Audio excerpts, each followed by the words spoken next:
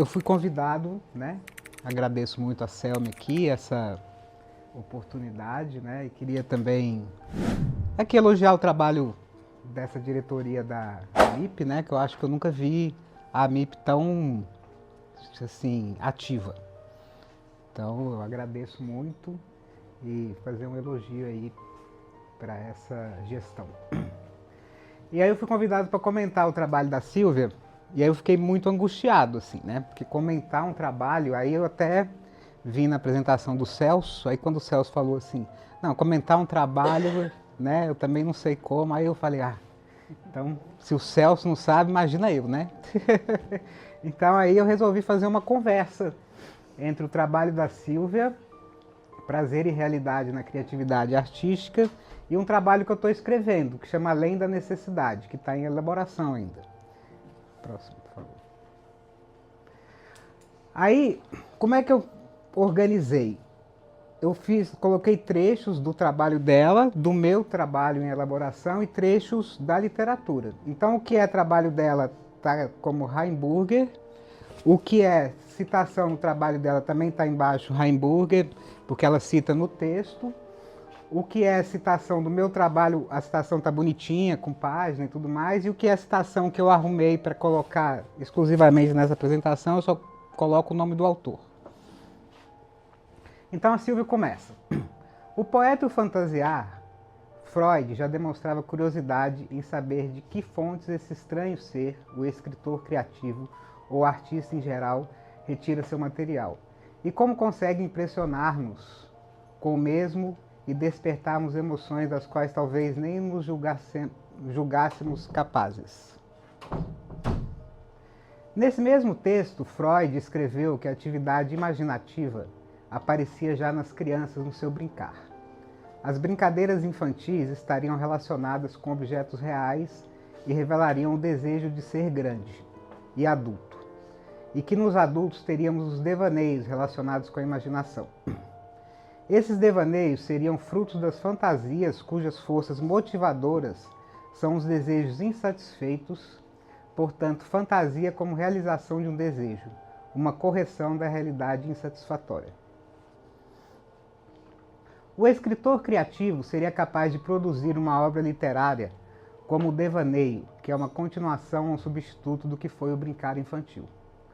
O prazer despertado nos outros pela revelação dos seus próprios devaneios, a verdadeira ars poética estaria na técnica de superar o sentimento de repulsa. Aí eu fico pensando, uma vergonha da criatividade da criança, será que a gente teria? Né? Do devaneio, quando a gente vira adulto? E aí me ocorre uma sessão de análise. Porque eu acho que na análise a gente é livre para falar o que quiser, para devanear, né? Se o analista for também uma pessoa, né, com a saúde mental razoável, vamos pensar assim. Próximo. Isso já é uma citação do Freud, que não está no trabalho da Silvia, mas está no meu. No mesmo texto, O Poeta e o Fantasiar.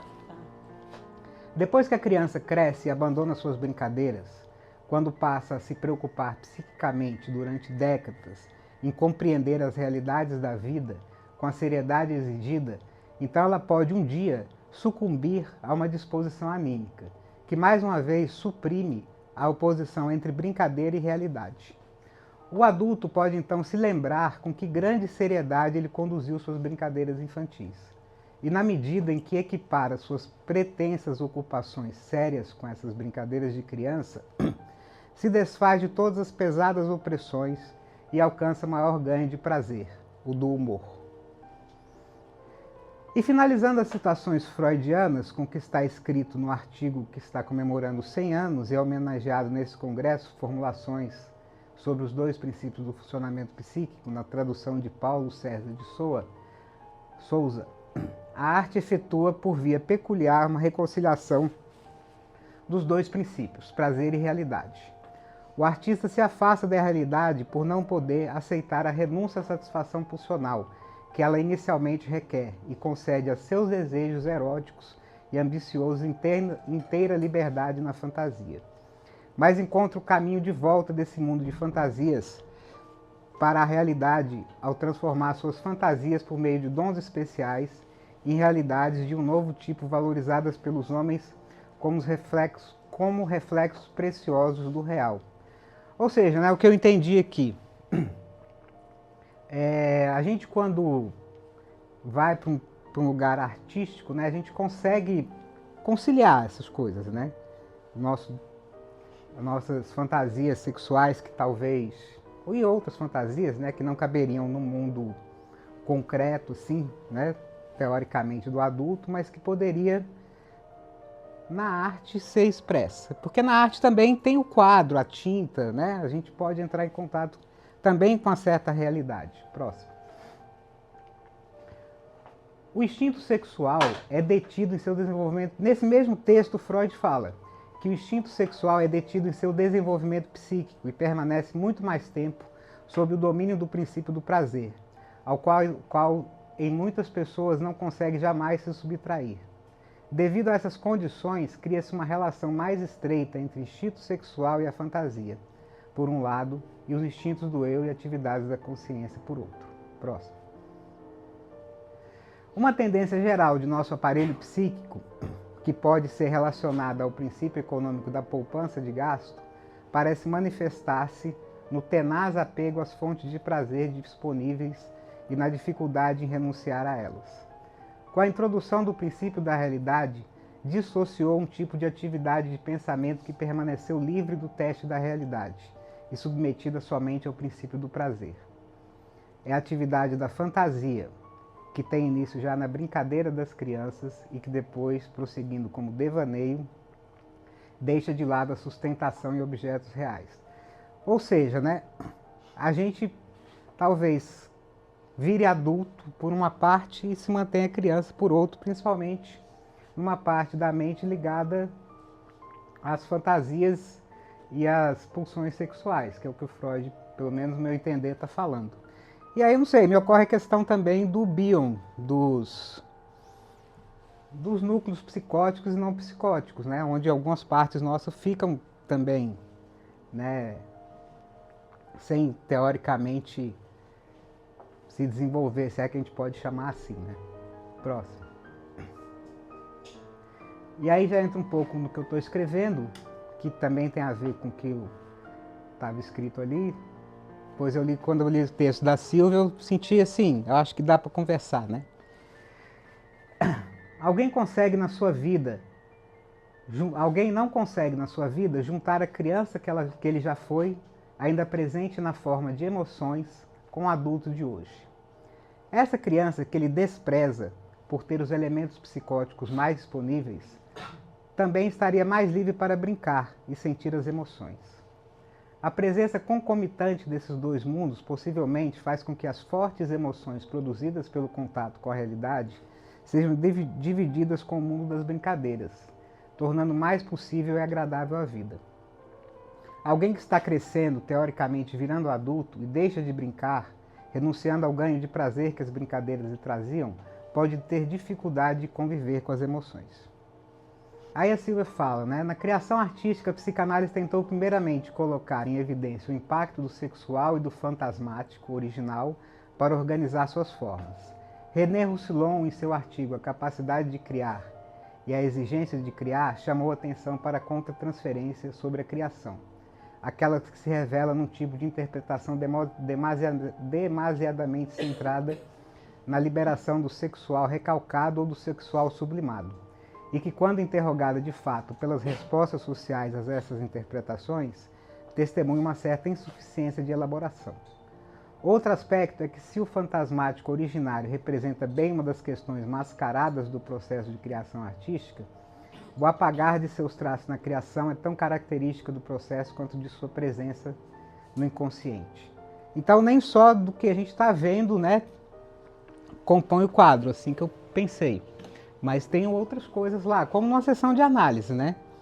Bion fala, se o paciente ouvir o que ele sabe, né, a gente está aqui para dizer para ele o que ele não sabe. Próximo, por favor. Já o próximo? O conceito de encontrado criado, que propõe o pensamento de Winnicott, transforma as relações recíprocas do sexual e da criação.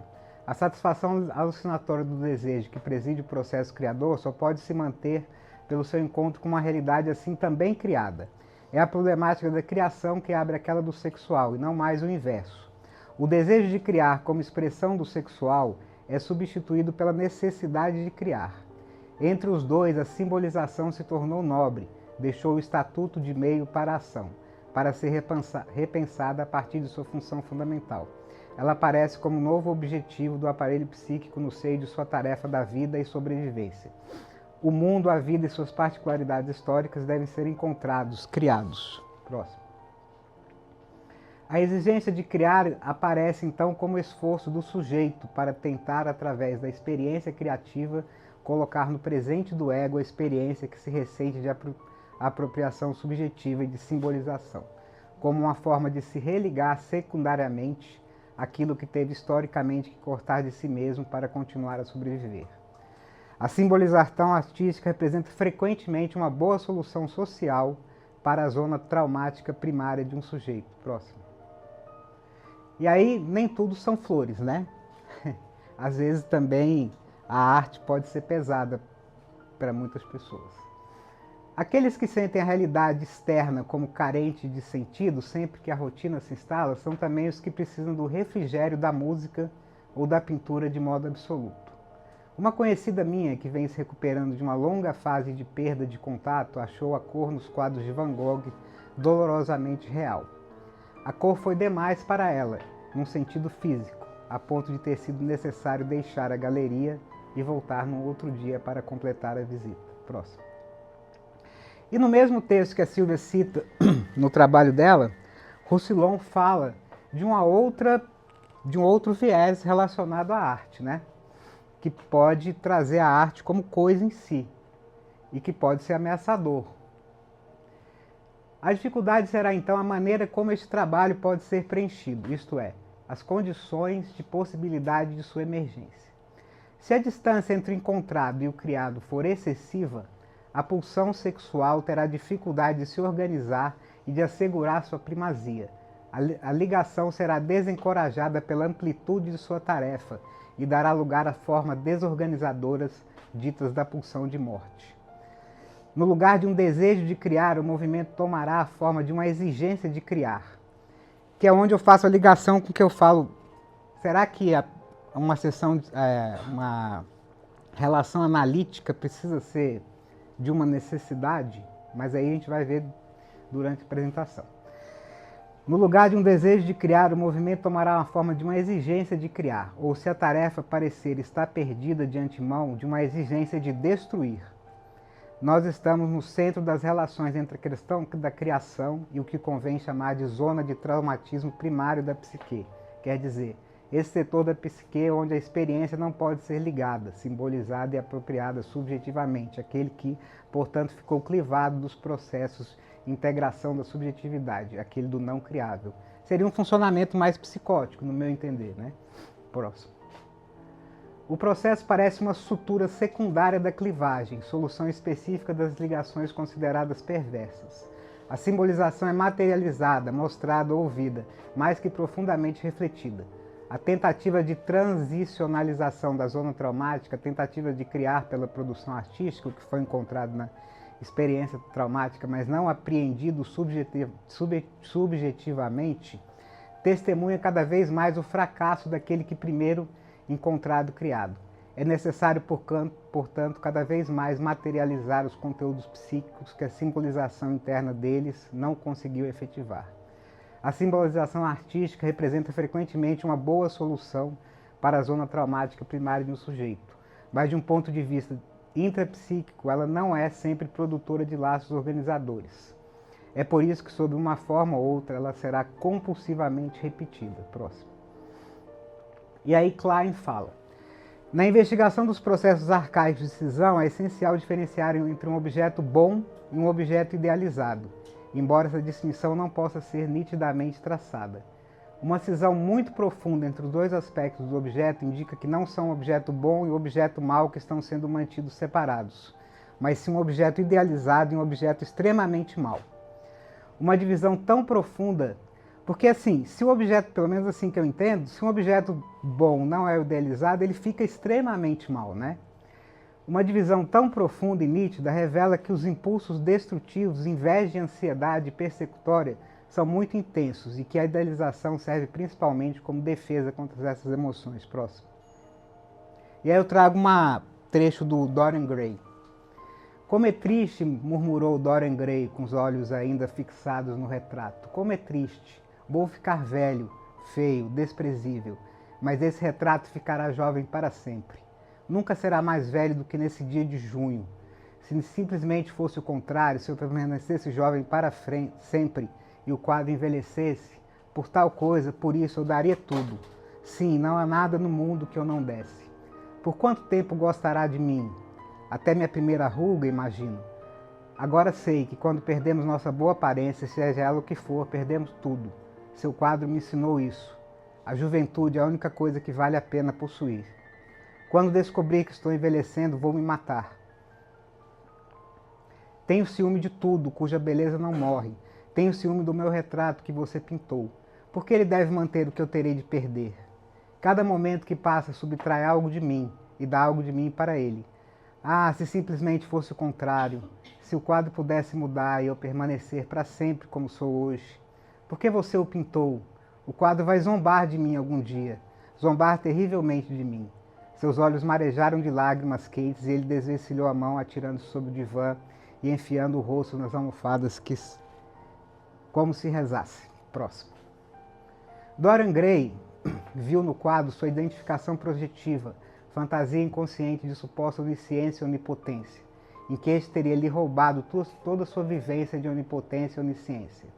Assim, sentindo-se desprovido de onisciência e onipotência, o eu acha que só com aqueles poderes imaginários poderia sobreviver.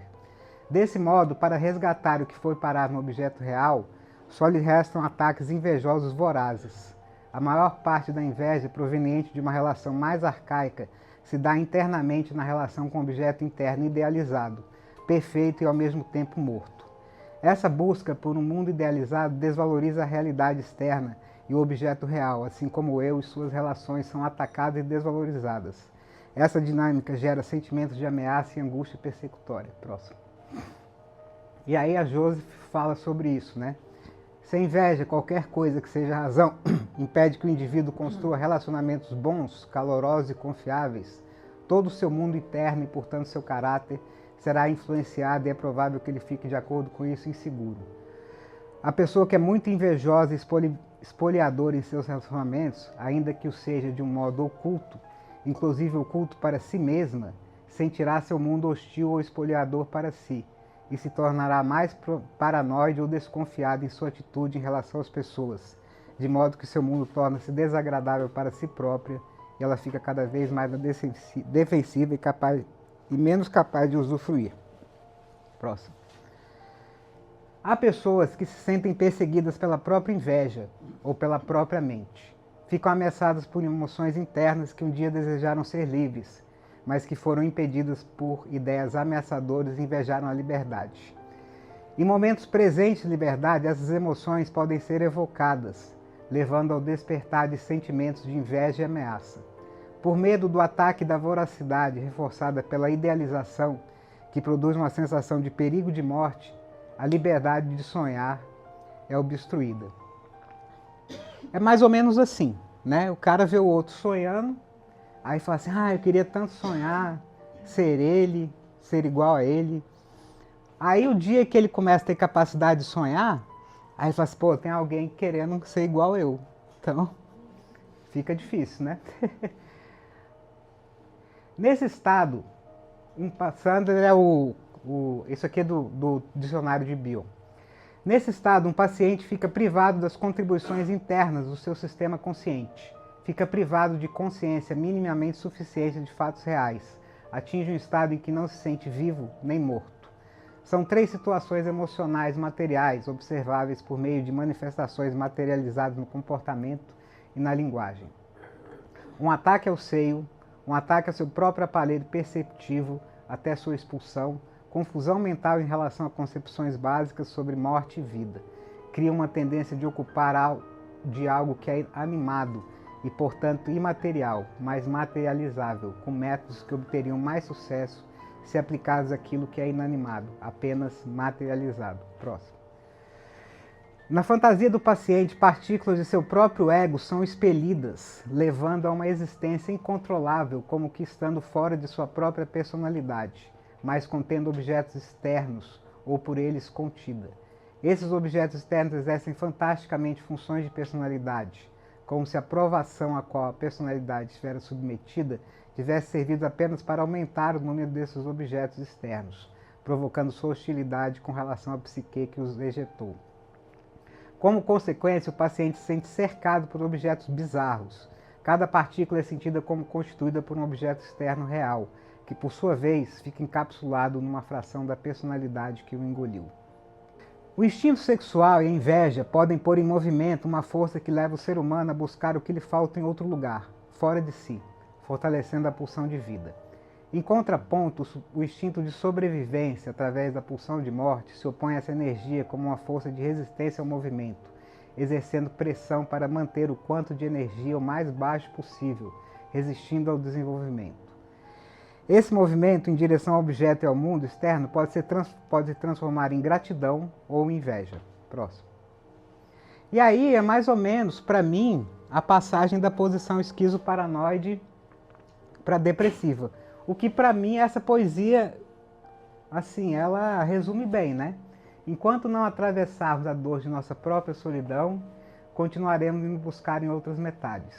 Para viver a dois, antes é necessário ser um. Próximo. Aí eu fiz um resumo da posição, mas está grande, né? Eu acho que aí vai passar o tempo, mas se quiser depois a gente voltar para conversar um pouco, mas eu não vou ler isso aqui não. Próximo. Porque está todo mundo acho cansado de saber, né? Todo mundo já estudou isso daí. O caminho dessa transformação, se vai ser inveja ou gratidão, daquele outro slide que eu pus antes da poesia, vai depender da capacidade de tolerar a frustração diante das relações com os objetos e com a realidade externa, desenvolvendo uma identidade a partir da possibilidade de conviver com as emoções e com a realidade psíquica. Enquanto a capacidade de tolerar a frustração permite que o indivíduo introjete um objeto bom em detrimento do objeto idealizado, a incapacidade pode gerar ódio, intensificando a inveja. A sensação de que o outro tem algo que lhe falta, junto com uma sensação de fracasso, produz um movimento de espoliar, estragar e desvalorizar o que é do outro. O objeto bom não é perfeito, mas ele só é possível quando, através da tolerância, podemos transformar a inveja em gratidão. A ideia é o seguinte: o bebê nasce, ele olha para o outro e pensa assim, pô, quero ser igual a esse cara aí, né? Pai ou a mãe, eu quero ter um seio. A ideia do seio é legal. Aí ele olha para o seio e fala assim, bom, eu não vou conseguir ter um seio igual a esse, então eu vou desenvolver uma capacidade de fazer um seio para mim. Se eu conseguir tolerar a frustração de não ter um seio igual da mãe, né? Agora, aí ele vai usar a inveja inicial dele para ir em busca de um desenvolvimento, de criar coisas dele, né? Agora, se ele não tiver a capacidade de tolerar a frustração de que ele não vai ter o seio igual da mãe, aí a coisa complica, porque ele vai querer o seio da mãe, né? E aí ele vai querer o que é do outro. E aí ele não podendo ter o que é do outro, ele quer destruir o que é do outro. E aí ele querendo destruir o que ele não tem, né? Aí ele vai querer talvez destruir a realidade. Próximo. E aí eu vou entrar um pouco nas pinturas que a Silvia trouxe no trabalho, que ela fala. A pintura está cheia de imagens que remetem à penetração. O braço na bota... É da Paula Rego, viu? Desculpa. Paula Rego. Eu não falei isso. Depois eu vou falar muito dela, tá? A pintura está cheia de imagens que remetem à penetração. O braço na bota, a ausente perna direita que só pode estar sendo pressionada contra a outra coxa por debaixo do vestido e a cadeira que desaparece nas dobras da toalha da mesa. Próximo. Ao olhar a filha do polícia, podemos... É o nome do quadro, a filha do polícia. eu tinha... Tá, é porque estava pequenininho. Que eu não falei. Ao olhar a filha do polícia, podemos perguntar por onde aquela bota pode nos levar. Enquanto representação metonímica do pai, ela pode nos levar ao romance familiar freudiano, ao complexo de Édipo e ao seu herdeiro, o superego. Enquanto metáfora do Estado, ela nos leva às ideologias do salazarismo e do patriarcado. A ideologia e o superego colaboram para produzir uma moça obediente, domesticada e não apenas sujeita ao pai e ao Estado, mas também a uma regulação psíquica da norma. Contudo, ela não transpira desgosto e até desafio, mas está a cumprir o seu dever. Não, ela transpira desgosto. Desculpa. Verdade. Obrigado. Será possível a filha do polícia resistir às ideologias do Estado e da família sem igualmente atestar o seu poder? Aí eu pensei, a moça e o gato, eu olhei, eles não têm o braço, as mãos esquerdas, né? Assim, ou estão escondidas. E aí eu não sei se talvez o esquerdo, né, significaria alguma coisa mais ligada a uma liberdade. Eu pensei, sei lá, que antigamente as pessoas que escreviam com a mão esquerda, elas eram obrigadas a aprender a escrever com a mão direita, né? Tinha uma coisa assim. Tinha que andar direito. O gato de pé, onde a pata esquerda poderia ser um braço e a moça tendo um braço substituído por uma perna. Ou seja, né, ela está com a bota no braço, né? Então, e aqui, né, porque não sei, eu fiz uma imaginação assim, que a bota no braço, ela poderia ser um animal de estimação e o gato, que é um animal de estimação em pé, foi uma viagem assim, né? Pensando nessa coisa da submissão do feminino, né?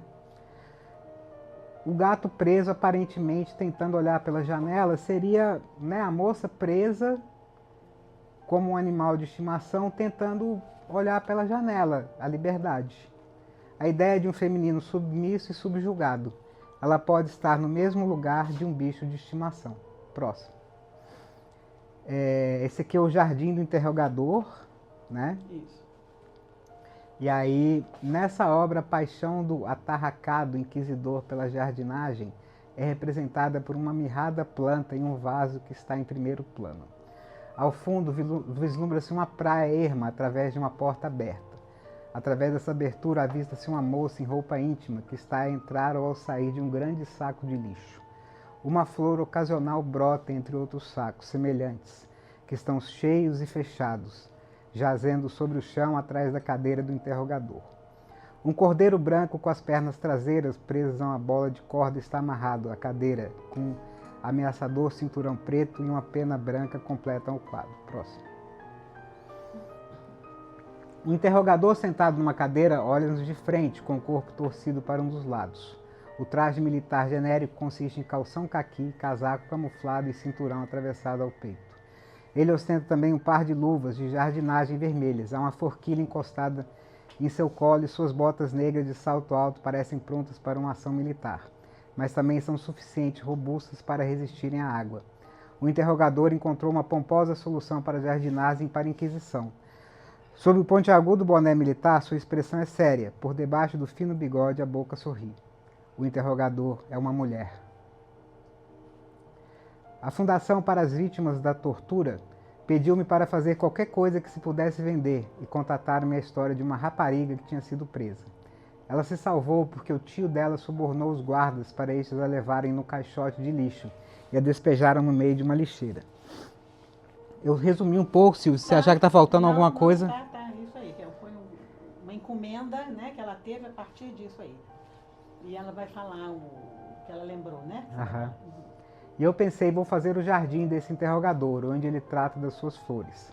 Lila vai se vestir de inquisidor, e ela então encheu-se de enxumaço, luvas de jardinagem e as outras coisas, e ali está ela. Então isso é uma espécie de tragicomédia, observa o entrevistador. Sim, ou uma espécie de gozo, se preferir, responde a artista. Fiz dele uma mulher para o debilitar, e ela está vestida de gala. Próximo. A mais evidente marca do travesti no interrogador é o bigode, o grande ditador, o bigode para metaforizar e satirizar o poder autoritário. Dá-me sempre vontade de pôr tudo de pernas para o ar, desalojar a ordem estabelecida, alterar as heroínas e os imbecis. Em um jardim do interrogador, o humor funciona como uma forma de inoculação que controla a dor ao economizar nos dispêndios emocionais, evitando-se afetos a uma situação de sofrimento daria origem, como escreveu Freud em seu artigo Humor de 1917.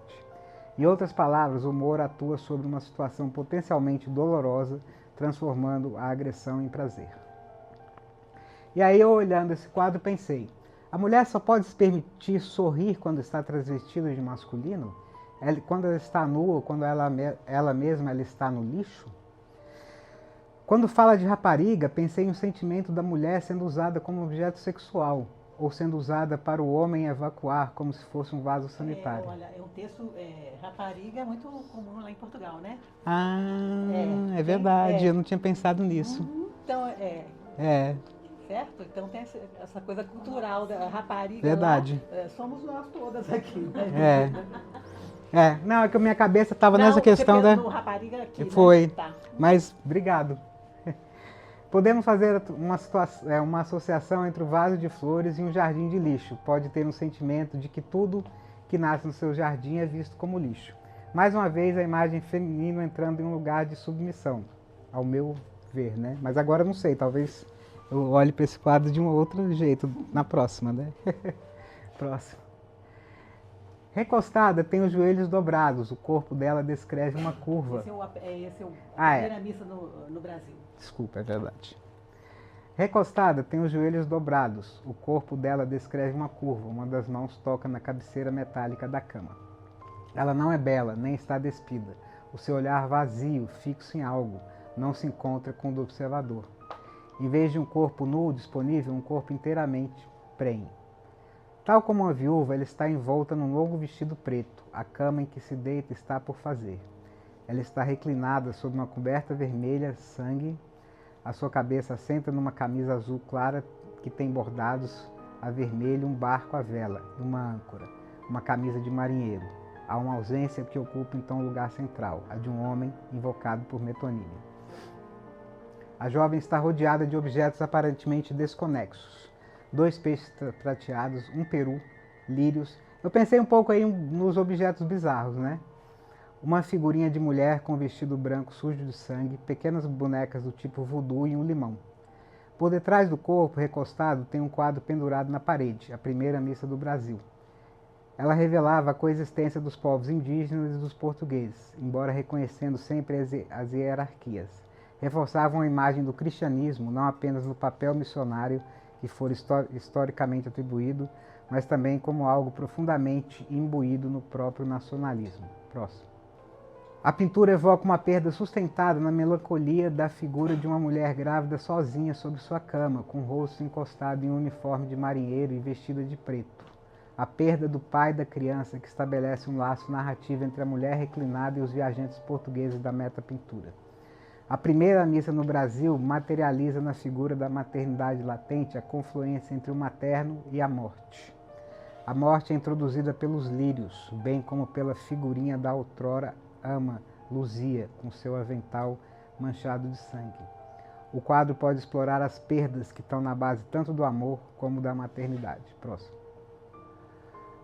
É a gravidez que confere ao sujeito um domínio psíquico sobre o objeto perdido, o homem. A transformação do desejo pelo homem no desejo pelo bebê segue um padrão edipiano clássico. A gravidez representa a realização dos esforços identificatórios para incorporar um objeto externo no ego e permitir que esse objeto conduza uma existência independente. A primeira missa no Brasil contrasta o corpo melancólico de uma mulher grávida e a execução da Eucaristia. Neste ritual de revivificação simbólica, podemos ver a inextricabilidade da vida e da morte, as questões sobre a possessão e a perda, e a incorporação da alteridade, pré-condição da emergência do sujeito.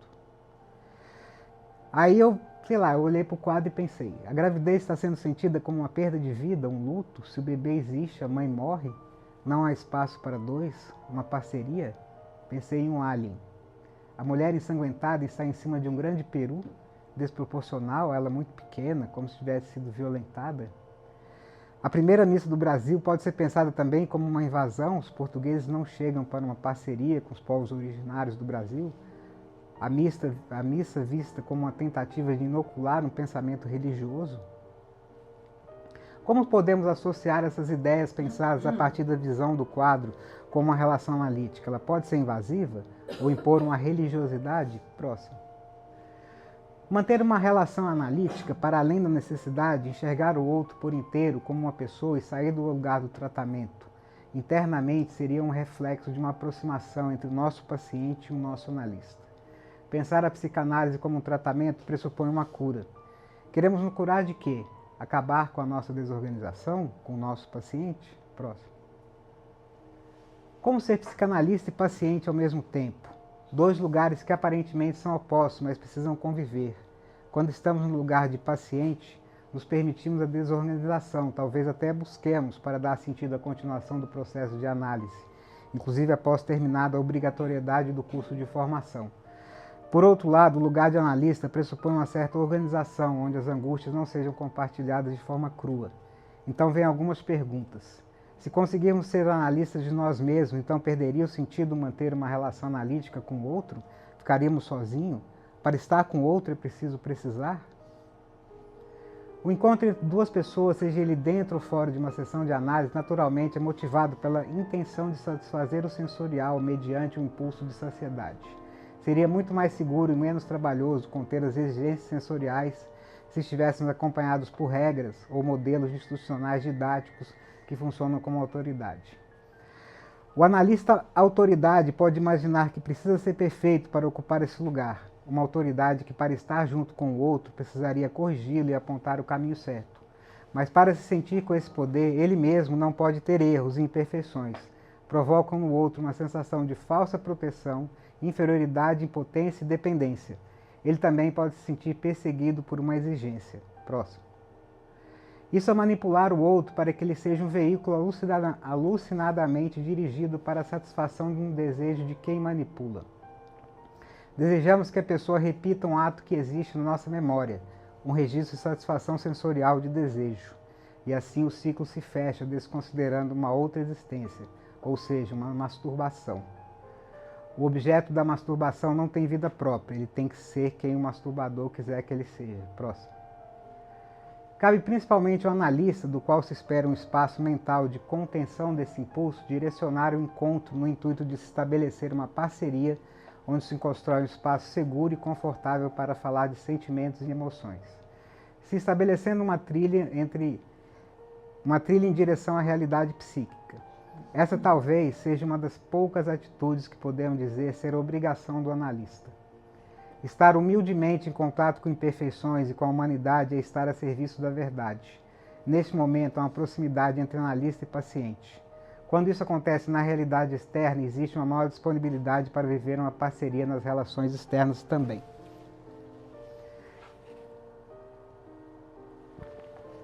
Se não houver a disponibilidade para essa união, não se consegue chegar à realização de uma psicanálise de verdade, que se assemelhe à vida. A relação será uma farsa e a análise copiada de seu próprio analista e de teorias que nem sequer provocaram nenhum tipo de emoção ou passaram pelo seu aparelho de pensar. Uma relação verdadeira não se parece com nenhuma outra, é intransferível, nem sequer pode ser narrada, acontece a cada momento, é sempre nova e desconhecida. Por que manter uma relação para além da necessidade? O outro é uma outra pessoa diferente, não sentem as mesmas coisas. É nesse contato com o desconhecido que ampliamos nosso espaço psíquico. Se estivermos diante de uma dupla com disponibilidade para os sentimentos, pode ser desenvolvida uma parceria e o desenvolvimento do laço emocional, onde estaria sendo fecundada uma relação entre duas pessoas que estariam lado a lado construindo um espaço de ampliação psíquica em cada um deles. Esse novo e ampliado espaço psíquico permite a vivência de uma nova realidade. E aí eu trago aqui duas citações, né? Eu já vim me debatendo com essa situação e com a origem médica da psicanálise, e que a razão do cliente nos procurar é a dor, predominantemente mental. Sem discordar dessa afirmativa, comecei a conjecturar que o cliente nos procura para que na vida possa desfrutar do encantamento de vivê-la, o que eu chamei de prazer autêntico. E aí eu lembrei também de uma passagem do Crime e Castigo do Dostoiévski, onde Raskolnikov não estava habituado a ver-se no meio de uma multidão. E como já dissemos, havia algum tempo evitava mesmo encontrar-se com qualquer pessoa. Porém agora, de súbito, sentia necessidade de convivência. Parecia operar-se nele uma transformação. O instinto de sociabilidade readquiria os seus direitos. Votado todo um mês aos sonhos doentios que a solidão produz, o nosso homem estava tão fatigado do seu isolamento que precisava avistar-se, embora só por momentos, com alguém. Assim, por pouco decente que fosse a taberna, ocupou o seu lugar com verdadeiro prazer. Próximo. E aí, uma vez, uma pessoa muito querida me contou uma história de um livro chamado A Arte Cavaleiresca do Arqueiro Zen. Eu nunca li esse livro, mas a partir da história que eu me lembrei outro dia que essa pessoa me contou, eu criei uma história minha. Havia um ocidental que foi trabalhar no Oriente, e lá conheceu um oriental, que tinha uma relação muito harmônica com o arco, a flecha e o alvo. O ocidental perguntou ao oriental se poderia compartilhar aquela experiência, e assim começaram a se encontrar. Enquanto o oriental falava de sua relação com o arco, a flecha e com o alvo, como se todos eles estivessem integrados, o ocidental tinha o objetivo de acertar o alvo. O olhar estava sempre voltado para fora. Começou a sentir raiva do oriental, apesar de admirar seus movimentos e como o arco, a flecha e o alvo parecia ser uma extensão da sua pessoa. Durante as suas férias, o ocidental foi ao Ocidente, lá contratou algumas aulas com o campeão olímpico de arco e flecha. Falou consigo mesmo: agora vou mostrar para aquele oriental. Aprendeu com precisão a acertar o alvo. Voltou ao Oriente e logo foi ao encontro do oriental, no intuito de mostrar suas habilidades. Ao ver a demonstração do ocidental, o oriental pediu que ele tentasse novamente no escuro. O ocidental, sem gostar muito da ideia, atendeu ao pedido, atirou a flecha e acertou distante do alvo. O oriental, por sua vez, sem se preocupar, atirava no escuro e, de forma natural, a flecha acabava se encontrando com o alvo. E mesmo com raiva e confuso, o ocidental, sem entender porquê, continuou a sentir vontade de manter os encontros com o oriental. Aqueles encontros despertavam emoções. Acabou.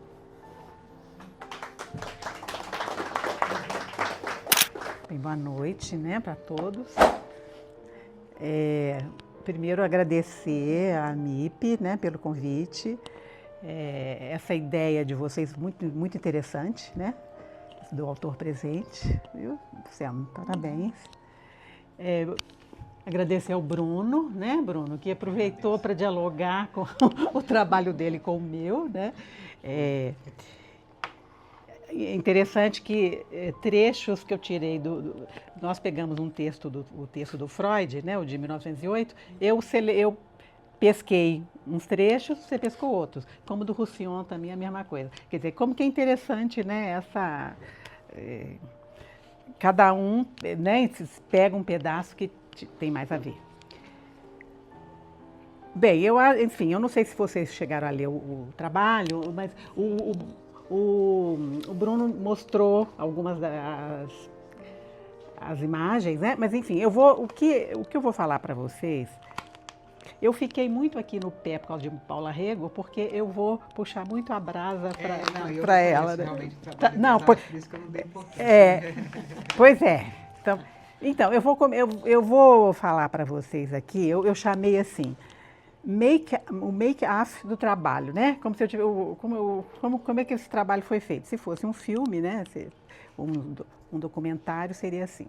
Bem, então tudo começa da seguinte maneira. Em 2007, eu estava em Madrid, num evento de psicanálise, e uma colega portuguesa, uma rapariga, uma colega portuguesa, falou que tinha uma exposição da Paula Rego no Museu Reina Sofia.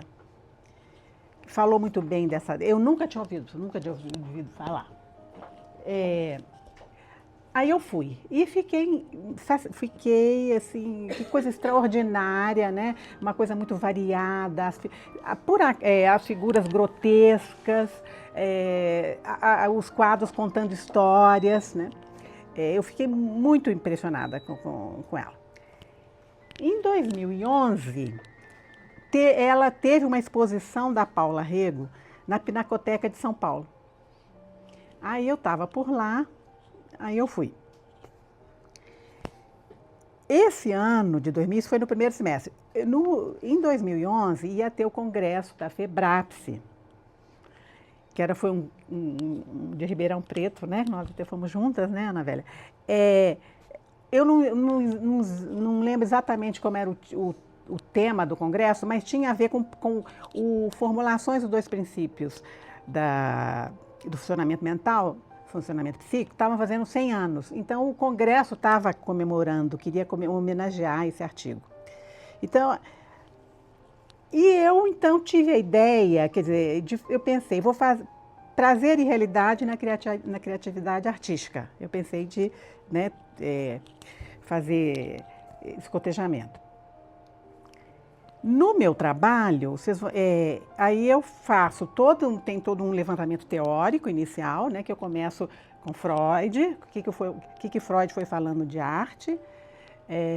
Depois eu cito o Roussillon e falo do Winnicott, como que a coisa foi além do que o Freud achava que era a questão do recalque, né, ou da sublimação. Então, que hoje a necessidade de criar, a criatividade primária, a coisa tinha andado muito depois, né, com muita influência do Winnicott.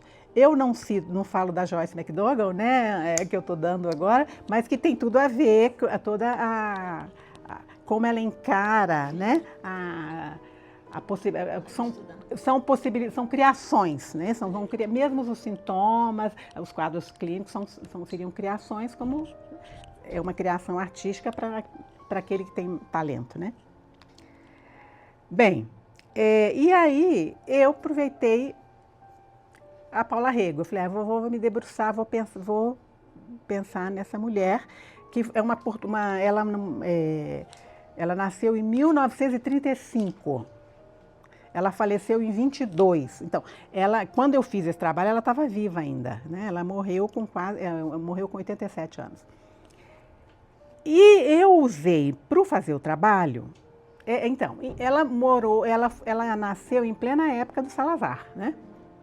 Na época do Estado Novo e tal, né?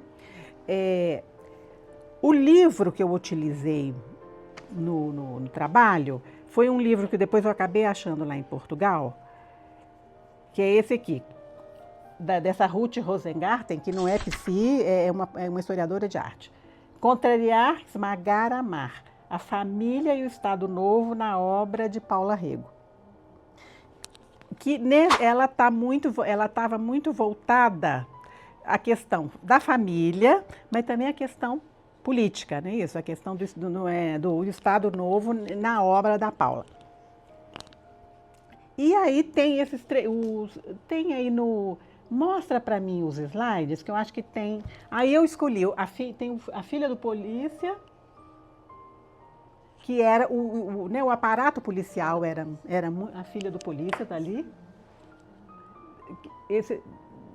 Tem alguma coisa, parece que tem um estudo dela, não tem uma. O estudo para a filha o estudo para o quadro. Que parece que no primeiro quadro a moça não está tão hostil, tá vendo? Não sei se não. Ela aqui ela está mais dura, né? E no outro ela está lá.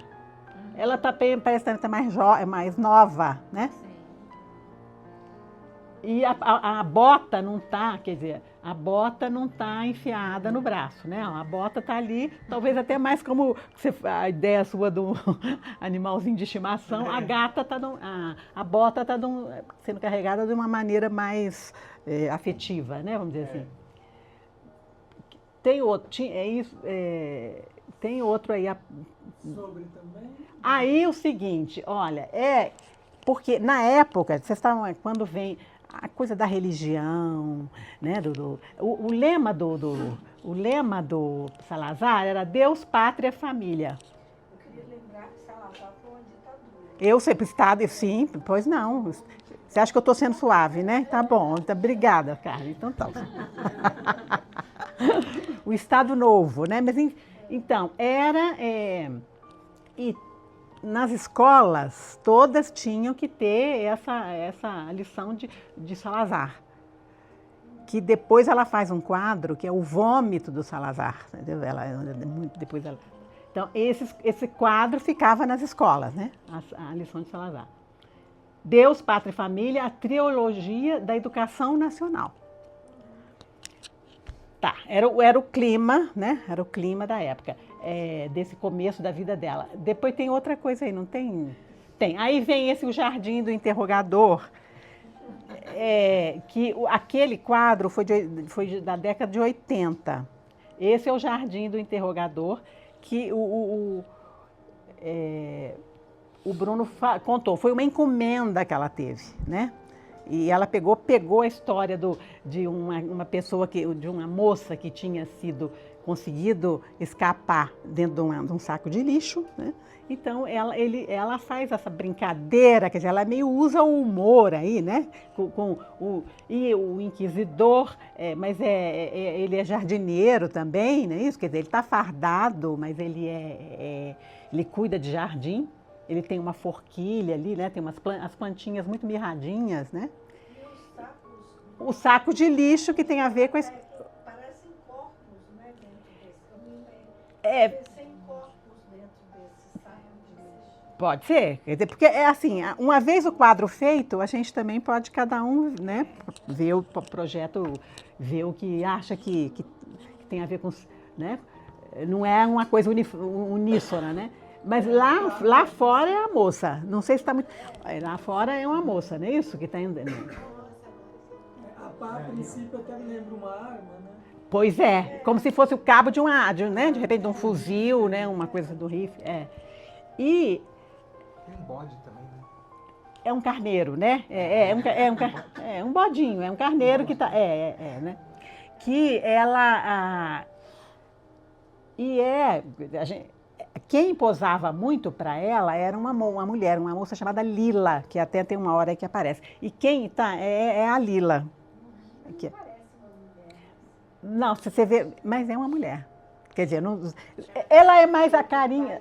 Olha o rosto, olha o rosto, Tereza.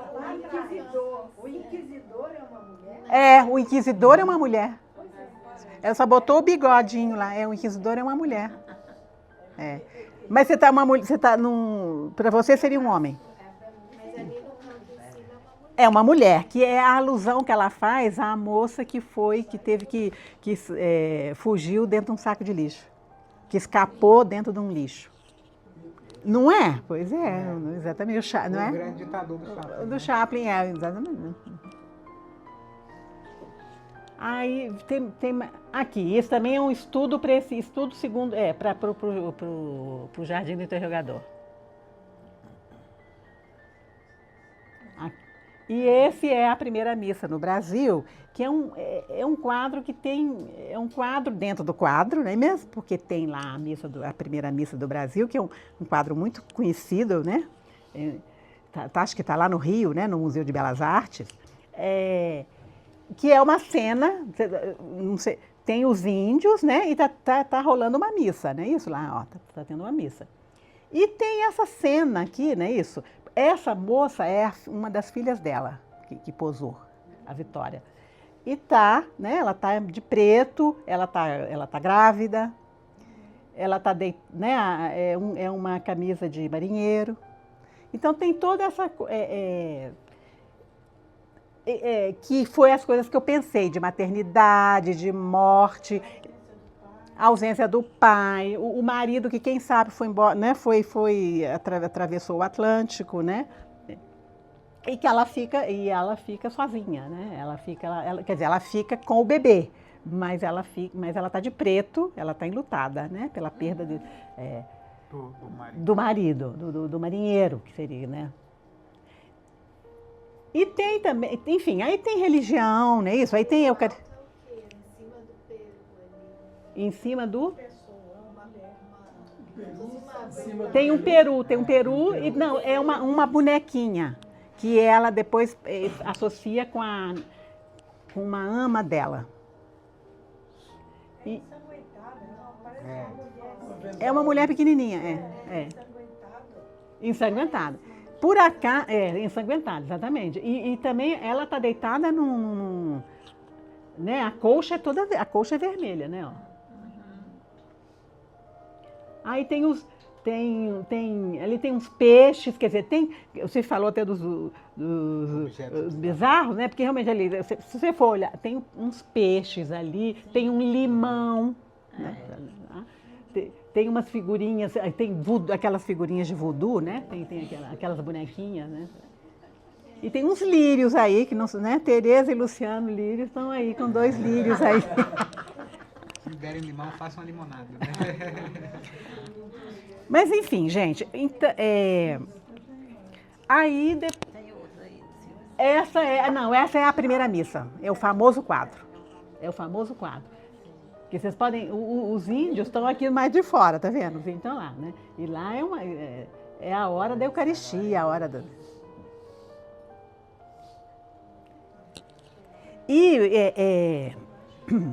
Eu estou preocupada com a hora, mas vamos. Não se preocupe. A Paula era portuguesa? Agora eu vou falar dela. Pode falar. Vou falar dela.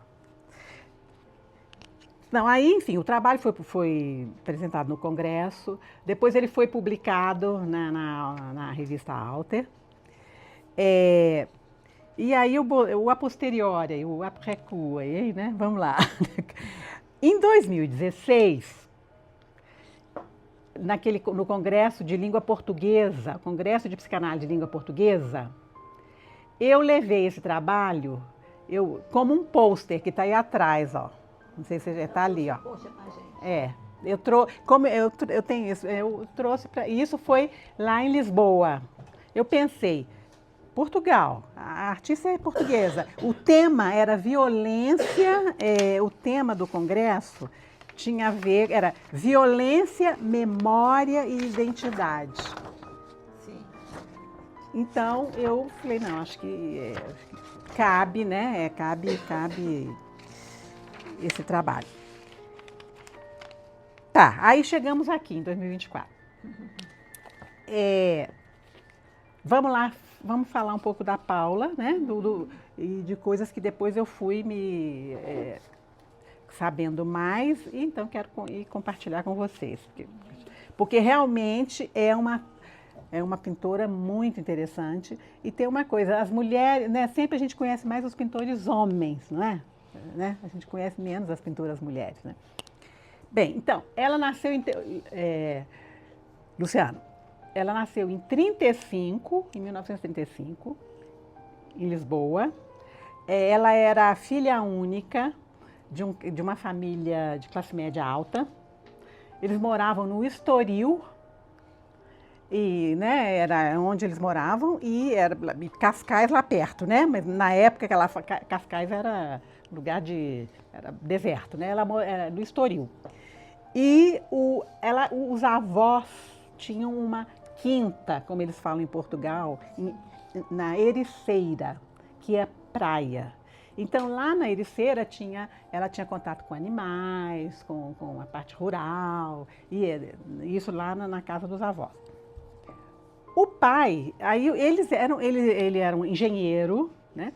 Ele tinha muito contato com a Inglaterra. E ela, desde pequenininha, eu acho que é interessante porque a vida dela, para a gente entender muito da obra. Ela já pequenininha, ela já desenhava. Ela já desenhava, rabiscava e tal. Quando ela tinha 16 anos, então, se ela nasceu em 35, aí estamos lá em 51, né? Já passou a Segunda Guerra, né? E Salazar está lá, né, Carmen? Exatamente. Em 68 ele teve um AVC e depois ele morreu no comecinho. 74, que é a Revolução dos Cravos.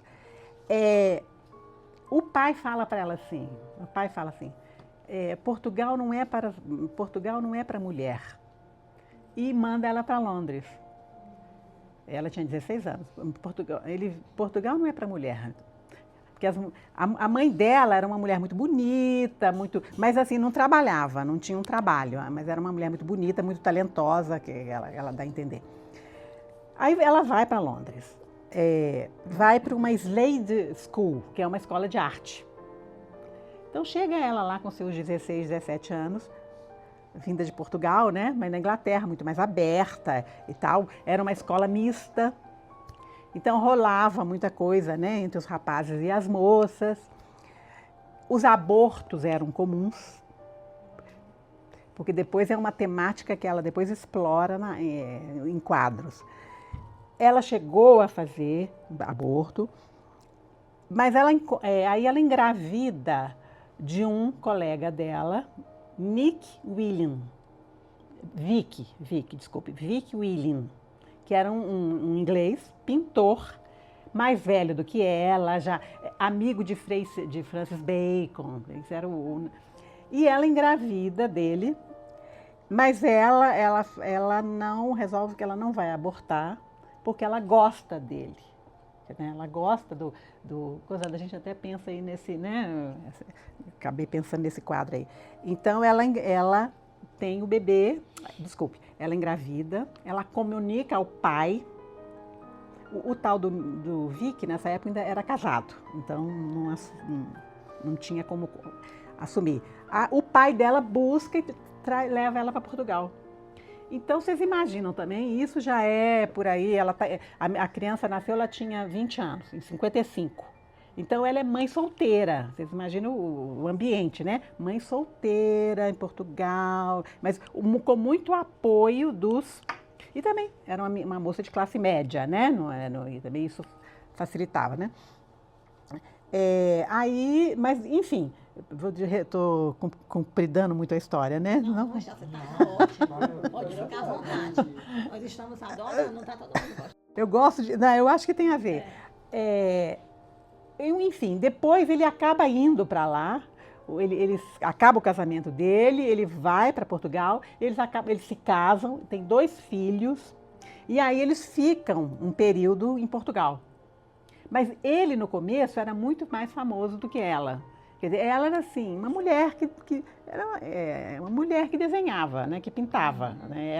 Ela começou fazendo colagens, depois que ela foi se aperfeiçoando. Isso que eu estou contando para vocês é porque aí um outro livro que caiu na minha mão, quer dizer, que caiu na minha mão, que eu peguei lá na livraria, né? É o Paula Rego por Paula Rego, que são entrevistas. Essa Anabela Mota Ribeiro é uma jornalista, mas que também tem licenciatura em filosofia e tal. Então, ela tem 5 entrevistas aqui com a Paula, que vai de 2003 a 2011. Posso mais um pouquinho? Pode, fica à vontade. Não, porque eu estou preocupada com a hora aqui. Não fique preocupada com a hora. Com você a gente permite. Não, enfim, acho que talvez eu pule isso aqui, eu vou para o outro livro. Mas aqui ela conta muito, ela vai contando, né, a vida dela, tem uma coisa mais também triste, que o Vic, porque o Nick é o filho, por isso que de vez em quando eu troco. O Vic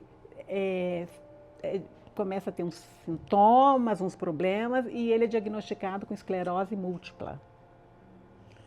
Então, ele viveu 20 anos, mas aí ele foi ficando debilitado, foi para cadeira de rodas, né? Então, isso durante 20 anos. Aí ele já não pinta tanto mais, né? E aí ela, na década, ela com 50 anos é que ela começou a fazer sucesso. Que ela começa a vender quadros, aí a vida era muito dura, né? Assim, em Portugal tinha a ajuda da família, né? Mas quando iam para Londres era uma vida apertada. Né? Depois aí ela fica viúva e em 88, E tem uma coisa muito bonita que depois que ele morreu, alguém entregou para ela uma carta que ele teria escrito para ela. E que ele fala assim lá num trecho: seja a sua melhor amiga. Seja a sua melhor amiga. Então, ela contava muito com ele, com a crítica dele, com os palpites dele e tudo. Mas aí ela deprime, ela fica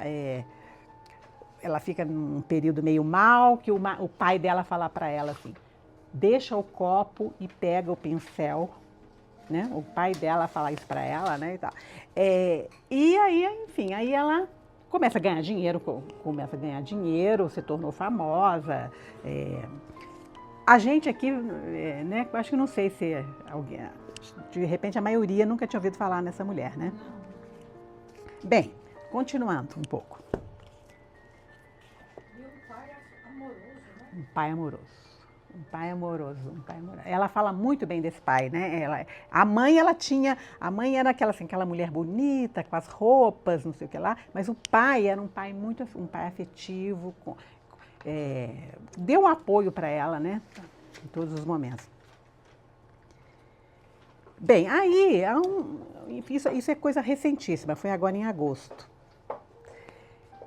Eu vejo que lá na Sociedade de São Paulo ia ter um lançamento de um livro sobre a Paula Rego.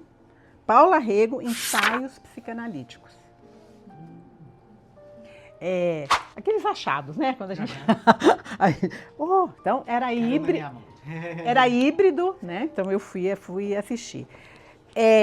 São 6 colegas portuguesas que fizeram, cada uma tem um ensaio. E aí essa questão do feminino, a questão do aborto, porque isso tudo depois ela foi botando nas obras dela, né? Os animais, as fantasias, os filmes do Disney, ela é variada a temática dela, né? Então aí tem cada uma são essas 6 colegas portuguesas que cada uma tem um ensaio. E tem o prefácio, só para falar o título, que é da Cíntia Buschinelli, que essa é brasileira, né? 6 psicanalistas encontram uma pintora. Então, ela faz aquela brincadeira com o Pirandello, né? 6 atores à procura de um autor. Bem, eu vou só aqui. Aí a Ana Belchior Melícias, que é uma das colegas, ela fez uma entrevista com a Paula, já em 21, quer dizer, a Paula já morre no ano seguinte. Porque aí eu comi uma entrevista de uma psicanalista, né? Que conhecia muito a obra, porque tinha visto um filme sobre a Paula que foi feita pelo filho. Esse filme, realmente, se alguém se interessar, eu tenho o link. É muito interessante porque a gente vê, ele recuperou filmes do Super 8 e tudo, e foi fazendo um histórico, desde ela criança até depois ela adulta, ele entrevistando ela. Mando, mas vocês vão, um gostinho vocês vão ter, né, Segismar? Um clipezinho vai passar aqui. Enfim, aí a Ana Belchior Melícias, ela chama assim, entrevista. Ela separou com o INFE, né? Entrevista. Uma conversa com Paula Rego. Eu não vou ler, eu vou ler só trechos que algumas perguntas e respostas aqui. A pergunta da Ana. A psicanálise tem várias perspectivas de vários autores sobre a relação da arte com o psiquismo. Recalcamento da pulsão, reparação de destruição fantasiada, pensamento baseado na emocionalidade, o brincar e o humor como áreas intermediárias entre o mundo interno e o externo, entre a fantasia e a realidade. Coisas que a gente viu aqui, né? Mas o que me parece mais intrigante e rico é a capacidade da Paula Quer dizer, porque ela é jeito português de falar, né? Ela está falando da moça, então, Mas o que me parece mais intrigante e rico é a capacidade da Paula e dos artistas em geral de aceder ao inconsciente, ao pulsional e de lá trazer o que de mais profundo e rico e arcaico há em todos nós. Gosto muito da ideia de que o quadro é uma surpresa emocional para o seu criador. Como diz, nunca sabemos o que os quadros nos vão fazer sentir. Isso foi uma fala, a Paula disse isso, né? Os quadros seriam um sonho partilhado que traz a cada um o que cada um já tem lá dentro? Ela responde, você não precisa conhecer a minha história para ver as minhas pinturas. Muitas vezes é muito interessante ouvir o que as outras pessoas fazem dela, né? Outra pergunta, qual é a sua relação com os sonhos? Gosta de sonhar? De que maneira essa matéria onírica entra na sua obra? Sim, eu gosto de sonhar, quando não é um pesadelo. Não posso literalmente traduzir um sonho numa pintura. Não é sobre isso que elas são. E eu não vejo o meu trabalho como um sonho, é uma coisa muito real.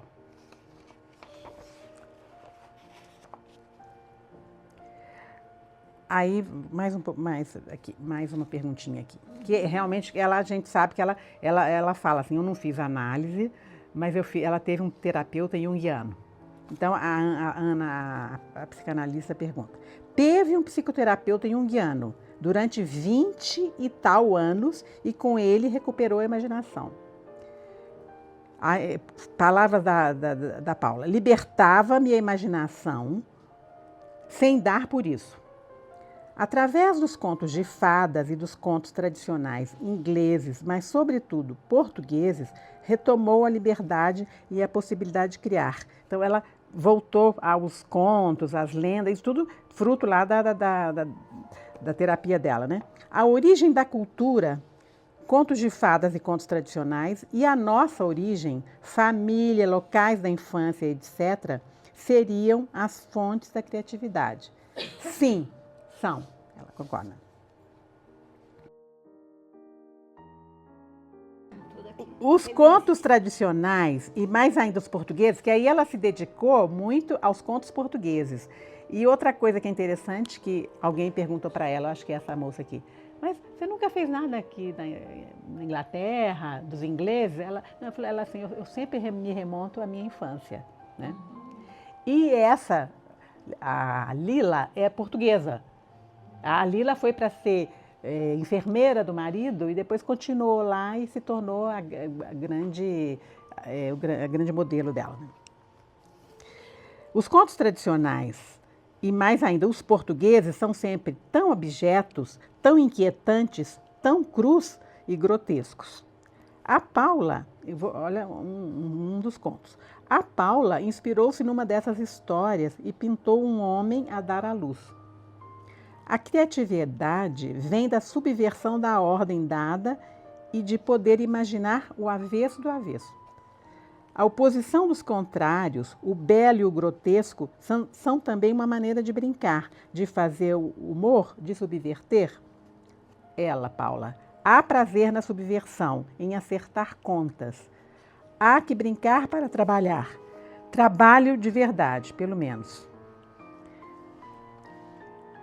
Aí alguém teria dito sobre ela que a Paula pinta para espantar o medo. E ela disse, estou interessada em pintar o que dói, o que magoa, o que me magoa a mim. E depois não há uma outra fala dela. O medo, a dor, a raiva passam para a pintura. O medo impulsiona a sua criatividade? E vê a pintura como catártica ou terapêutica? Pode ser uma forma de vestir o medo e a dor? A Paula, o medo não impulsiona a minha criatividade, pelo contrário. Mas, se estiver a funcionar como deveria, a pintura pode sim ser uma forma de vestir o medo ou a dor. Eu achei essa resposta, né, incrível. Só mais umazinha, gente, aqui. Mais duas. Tá, aí tem um episódio que é sempre citado nas entrevistas. Que ela contou um episódio da infância. Esta bonequinha é tão querida. Isás corta-lhe todos os dedos. Quer dizer, ela cortou os dedos da bonequinha dela parece que essa boneca ela conservou.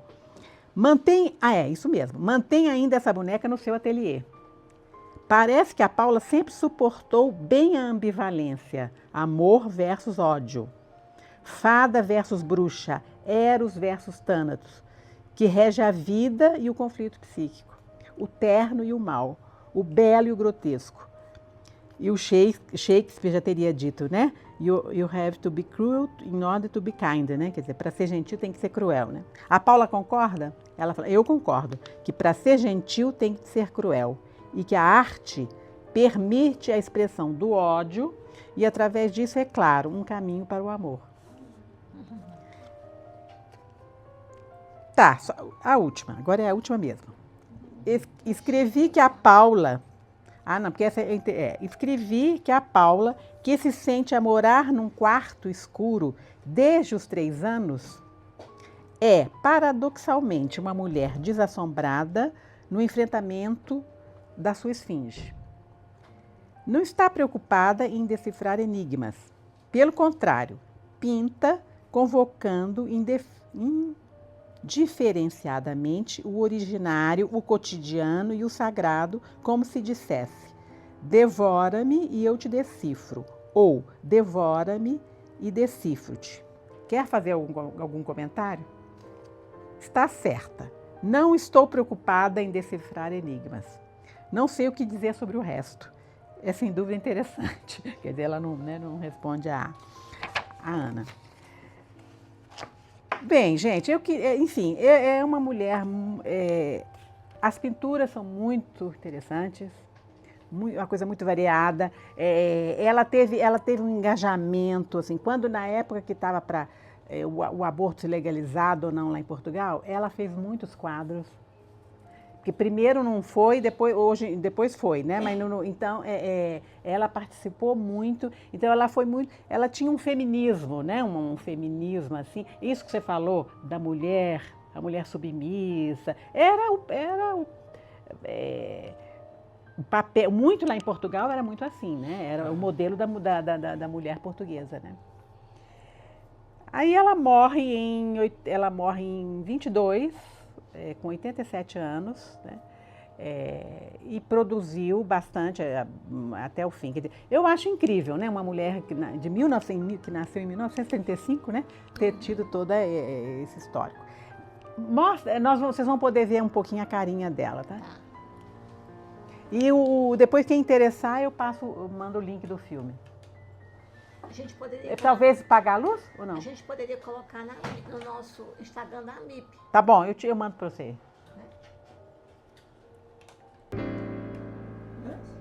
Quer ver? Olha lá.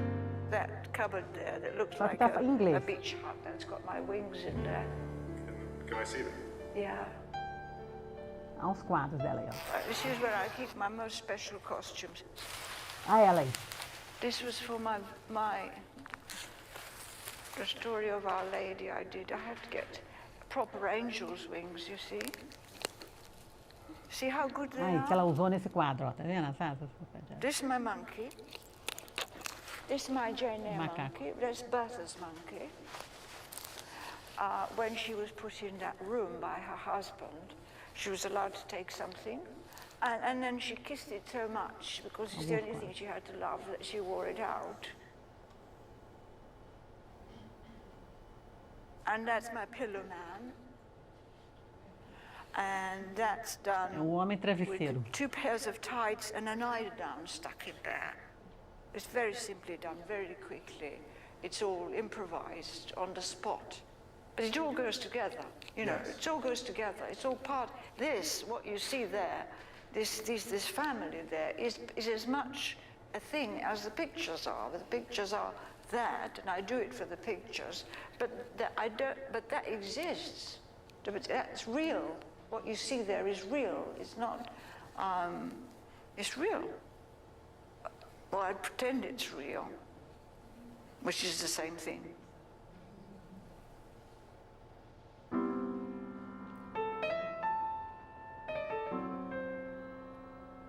Contando histórias, né?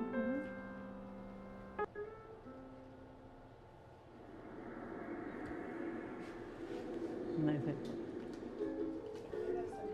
Bem, Interessante porque ela não é uma típica portuguesa na primeira, né? ali, né? Agora, interessante que em vez de ela passar o que está na cabeça dela pro quadro, ela passa para maquete para depois... Não, ela fez colagens, depois ela faz direto no quadro e mais no final ela fazia bonecos. Que aí a gente apareceu os bonecos, que isso foi uma coisa mais pro fim. Mas o boneco vinha antes do quadro? Depois. Ou misturava, ela misturava. Quer dizer, aí quando eu vi isso, quando eu entrei em contato com tudo isso, o prazer e a realidade, né, da criatividade artística dessa mulher, não é isso? Dessa pintora, eu achei que fez muito sentido, depois com todos esses conhecimentos que eu tive dela, né, posteriormente, né. Então, eu queria compartilhar com vocês, se vocês querem. Eu não sabia nada, né, dessa Paula Rego. Já faz parte do nosso repertório, né? Quer dizer, a gente desperta a nossa curiosidade, né? Uma vontade de saber mais, né? Sobre uma pessoa tão interessante, né? E olha, em Cascais tem chama Casa de Histórias, que é um museu dela, que foi fundado por ela, está lá até hoje. Quando eu estive por lá, estava fechado, chama Casa de Histórias. O filme dela, que o filho dela fez, chama Segredos e Histórias. Porque tem as histórias e segredos que foram sendo contados, né, por ela para ele. O filho é cineasta. Isso, que é o Nick William. E tem uma filha? E 3 filhos, a Caroline. Essa aí que fez naquele quadro é a Vitória, é a segunda. E o rapaz era o mais novo. Enfim, gente, pelo menos eu queria apresentar para vocês. Os filhos os filhos são vivos, estão. Os filhos estão vivos. Ela tem alguma coisa mais com o Brasil? Luciano, eu sei que teve nessas 2 exposições. Olha lá aquele quadro da descoberta. Não, mas aí tem muito a ver lá, que era na época que essa Ruth comenta isso, né? Era numa época que estava aquela briga dos africanos, o pessoal queria deixar de ser colônia, não sei o quê. Então, talvez Independência está lá. Não é? Então, de repente, lembrar essa coisa do Brasil. Agora, assim, interessante, mas eu estou pensando naquele quadro com a primeira missa.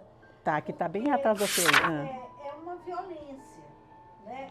A chegada dos portugueses. Sim. Esse quadro do Meirelles romantiza, Sim. né? É, na realidade, uma violência, né? Contra os povos indígenas, porque depois foi uma luta sem fim. Sim. Né?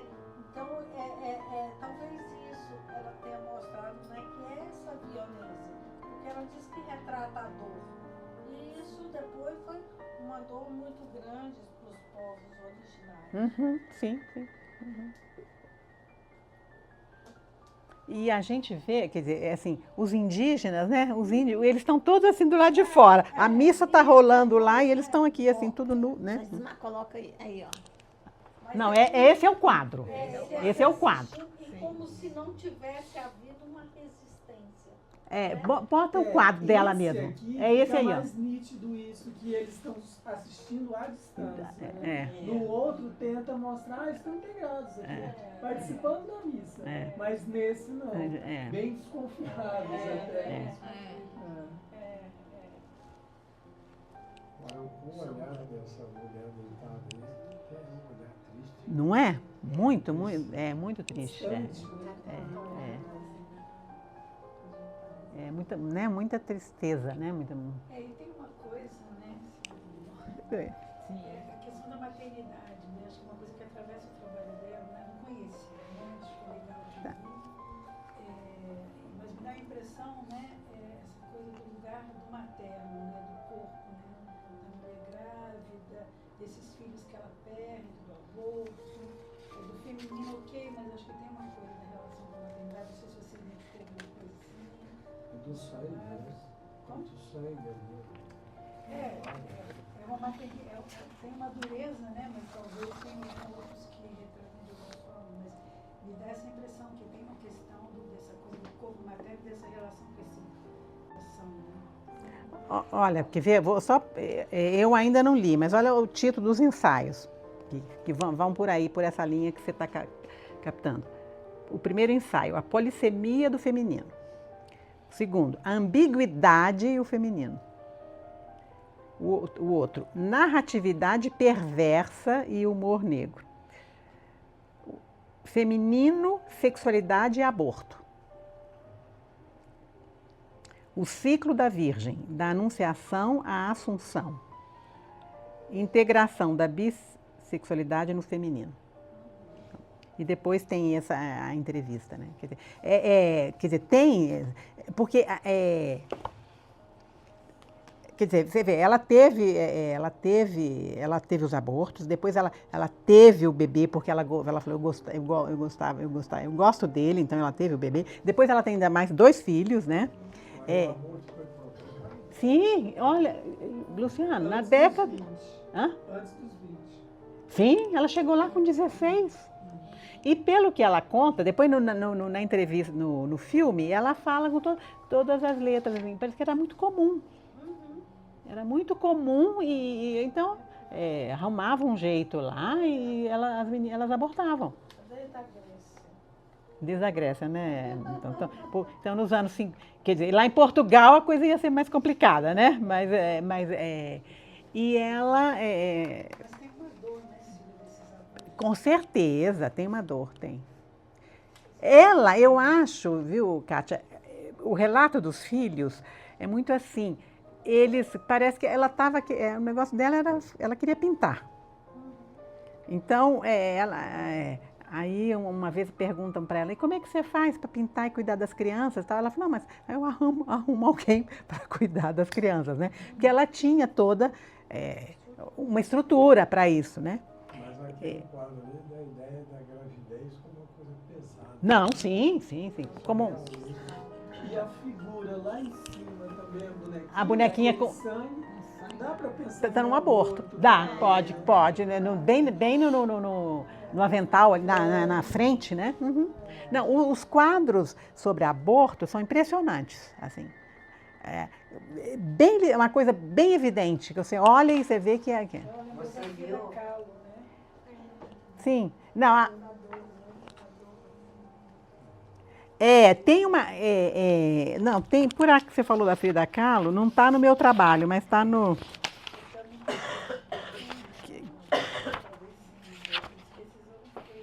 Não é aqui. É aqui, peraí, desculpe. Deixa eu ver se acho a Frida Kahlo. Aqui tem uma...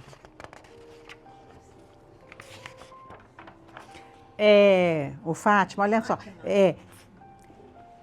É um trecho de um trabalho que foi apresentado na mesma mesa que eu estava, que é da Cristina Amendoeira, a tia da Paola. Uma fala da Frida Kahlo. Meus quadros são bem pintados, não com rapidez, mas pacientemente. Minha pintura traz em si a mensagem da dor. Creio que ao menos algumas pessoas se interessam por ela. Não é revolucionária. Pintar completou minha vida. Perdi 3 filhos e uma série de outras coisas que teriam preenchido minha vida pavorosa. Minha pintura tomou o lugar de tudo isso. Isso é a Frida, né? Esse aí você viu pessoalmente? Não. Só aí já são lindas. Eu estou vendo cada detalhe. Foram 3 abortos, né? Não, não vi. Uma Mas... bonequinha lá deitada, sentada do lado que você falou, Rodolfo. É, ali, né, Rua é. São bonecas, Uhum. mas a menina ainda conhece o quarto dela com bonecas e já está grávida. É. Porque é uma moça jovem, né? É uma moça nova. Barcos lá no mar também, começaram a chegar. Indo para o Brasil. Não, não vi esse, não. Esse, a filha do polícia, eu vi aqui, que é um quadro que ela gosta muito, que ela gostava muito. E um quadro, esse quadro aqui, que é um quadro muito, chama O Anjo. Que numa mão tem tem uma espada e no outro tem uma esponja. Quer dizer, né? E esse quadro, o pessoal da Tate Gallery se interessou. Não vende ele não, que nós vamos levar para a galeria. Depois desistiram. Não, esse quadro não... não, eu acho que ninguém vai querer muito esse quadro na parede, não sei o quê. Aí ela ficou com ele. E era um dos preferidos dela. Essa mulher, esse anjo, né? Que tem as duas coisas, né? Ele tem uma arma e ele tem uma esponja para limpar. Isso. Mas é interessante ela dizer que, para ela, a pintura dela não é como um sonho, porque é real. Isso, Mas o tempo inteiro parece que a gente fica querendo imaginar como um sonho, né? A gente fica querendo entender, saber o que ela está expressando. E os esboços dela também eu achei interessante, porque é tão comum sonhar, assim, tem um primeiro sonho, e depois vem um segundo sonho, onde as coisas estão mais... Parece que a censura diminui, e aí as coisas vão sendo expressadas com mais profundidade. E ela vai também fazendo os esboços, né? Aquela com a bota, depois, alguma coisa foi processando ali dentro dela e chegou daquela forma. Eu achei uma riqueza, viu? Que maravilha vocês dois aí. A associação que você trouxe, né? A violência, a volta, né? A invasão do Brasil, né? Quer dizer, a volta da impressão que é a parte do pai, homem, polícia, né? Dentro da filha, né? Parece que é alguma coisa que fica introjetada, né? Aparece como essa coisa, sei lá. Eu fiquei muito empolgada com esse texto da Silvia, porque, como eu falei, essa semana no seminário a gente trabalhou isso, inclusive foi até a Kátia que apresentou, né, Kátia? A Kátia está aqui. E aí eu escrevi algumas coisas, mas por conta do adiantado da hora, eu quero só ler essa frase aqui da Nise da Silveira e colocar uma poesia. Em 1996, a Nise da Silveira escreveu isso aqui, ó. Em vez dos impulsos arcaicos exteriorizaram-se desabidamente, lhe fornecendo o declive da espécie humana sucou durante milênios para exprimi-los dança, representações mímicas, pintura, modelagem, música. Será o mais simples e o mais eficaz. É o que a casa poética e análise oferece, e não é pouco. Entre Freud e Aristóteles, desponta Nise da Silveira, em 2015, a psiquiatra que trabalhou a forma estética com pacientes psicóticos crônicos considerados incuráveis. Aí eu vou terminar. Eu ia falar mais coisas, mas por causa do adiantado da hora, e a gente vai lanchar, né? Eu vou terminar com essa... Também me apaixonei pelos céus, estou apaixonada. Aí com essa poesia dele, que ele diz assim: essa falta sem palavras não a toquem com os dedos. Ela explode, mesmo arde, se o toque por concreto. Essa falta sem palavras só acalma com um som e seu sonho de palavras. A cada manhã, novos sonhos e palavras me devolvem ao desenvolvimento.